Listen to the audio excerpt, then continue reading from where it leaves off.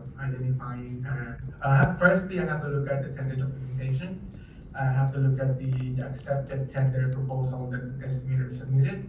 I have to look at all the drawing specification. I have to identify which trades are required for the completion of the project. And then what I would do is I would identify which trades are early letting, which will consider like the services, demolition, earthworks, because I believe these works can commence concurrently. I have to make sure that these trades are let earlier stage, so we can secure, we can identify if there are any risks that we can mitigate, any delay risk that we could actually work it out. And the procurement schedule will be able to let us know how we can identify what possible risks that we could let the project scheduler knows, what we can let the site manager know that we could help, work out together. And well, the procurement schedule has given us the target specific dates of when we need to complete them. We have allowances of at least 14 days for each contract administration process. We have at least allowed 20 days of the shop drawings approval and resubmission. And also we have to put accurate, realistic dates for lead times. It has to be reflected by constant calling with the supplier and the manufacturer. I have to make sure that these are all reflected in the procurement schedules. Once we have the dates when it will be commenced from the project schedule, so we can have a look at if there are any changes that needed to make it more specific for the site. So the project schedule, the site manager and the project manager will work together with me and identify what can be the changes and what needs to be addressed. So having built this particular procurement schedule for this project, what have you identified as any particular risks on this one? What are you worried about?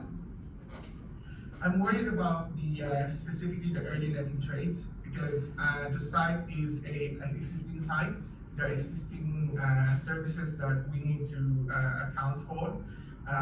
The building needs to be demolished in order for the earthworks to come in and the services to do the connections or any alterations that need to do on the site.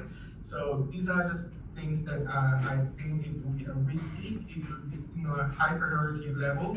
Therefore, this needs to put all the resources all the time. We need to identify what works. We may need to conduct scanning of underground services while we conducting the procurement process in order for us to see what underneath the ground.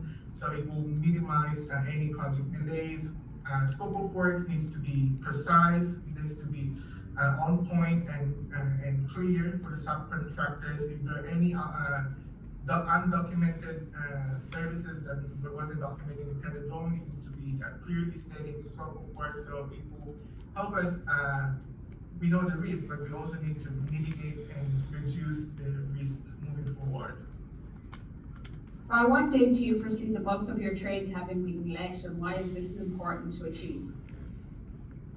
It is important to a large chunk, a bulk of trades to be let at the first 3 weeks, after the first 3 months after we receive the LOI. I have set out my procurement schedule that most of the trades, if not at least all the early letting trades, all the structural or the lockup trades and some finishing trades to be let, particularly 3 months after the LOI, which is falls on the 4th of December. I would left out at least 2 to 3% of trades. These are mainly like caulking, any white goods, any builder's clean. That will be deemed be more specific when we have revisit them down the track at the earlier stage of the project. These are not posing any risk. It's only like a $30,000, maybe less than 1% of the total contract budget. But I have to make sure at least 98% of the trades, specifically the early services trades, letting trades, to be left within the 3 months period in order for us to identify the true cost, in order for us to easily identify the risk, what we can convey with the site manager, with the project schedule, if any changes that we need to move around, I have to make sure that I'm on top of them. Great. And then the scope of works are very important documents to include in our contracts. What kind of things are you going to be looking at for to include in that document to reduce further risk on the project? I have to make sure scope of works are scope of works are very crucial. These are the things that we determine the extent of works that a subcontractor has to complete. We set the boundary of what it is included and excluded. But specifically for hydraulic works, we have to make sure that there are we have to specifically put the document register of what they have priced on. It is very important because that's the baseline of what the quotes for. Have to put the document register, the tender revisions, the trade.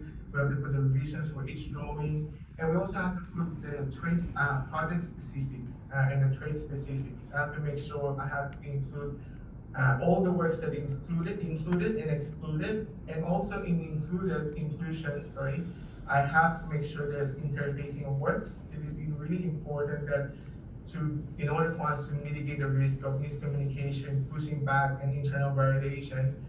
For example, like mechanical works and hydraulic works, there must be some interlapping works, such as conditions for the ACs. These are really crucial for us not to let any works not accounted for, because unaccounted for will lead to internal variation. Even before we let the contract, we have to make sure the scope of work is very clear. We have tender clarification meeting. We have to identify any changes from the tender drawings to the construction drawings. We have to make sure that we know what was the changes. We have to start the negotiation. We put as a better foot in the contract before we give the contract to subcontractor. Great. Thank you. Thank you, Chevron. All done. Thank you. Paris, site manager. How did you go about designing this site setup in a way that maximized the strengths and minimized the weaknesses of the site? Yeah, sure.